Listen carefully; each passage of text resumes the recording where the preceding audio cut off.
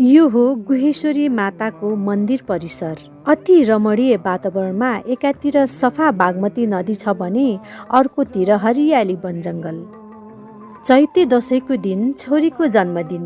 यस दिन हामी गुहेश्वरी माताको दर्शनका लागि आयौँ। मन्दिरको अगाडि यी परेवाहरूले यसरी दाना खाइरहेका थिए। यताबाट माथि चाहिँ मृगस्थली जाने बाटो हो। मन्दिरको मूल गेट अगाडि पूजा सामानहरू बेचिरहेका थिए। हामीले सोही पसलबाट एक भाग पूजा सामान किन्यौँ।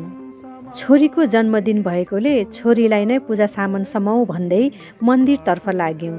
यो हो मन्दिरको मूल गेट। नेपालमा रहेका शक्तिपीठहरूमध्ये गुहेश्वरी मन्दिर पनि एक हो। यो मन्दिर काठमाडौँको पशुपतिनाथबाट 1 किलोमिटर पूर्व दिशामा बागमती नदीको किनारमा अवस्थित छ।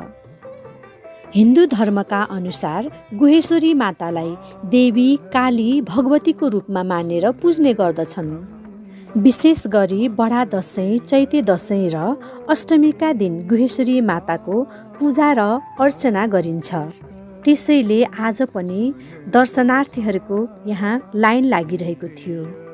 हामीहरू पनि गुहेश्वरी माताको पूजा अर्चना र दर्शन सकेर हर्षले विभोर हुँदै घरतिर फर्कियौँ। आजको यो सानो भिडियो हजुरहरूलाई कस्तो लाग्यो? कृपया प्रतिक्रिया दिनुहोस् है। गुहेश्वरी माताको कृपा सबैमा रहिरहोस्। शुभ दिन।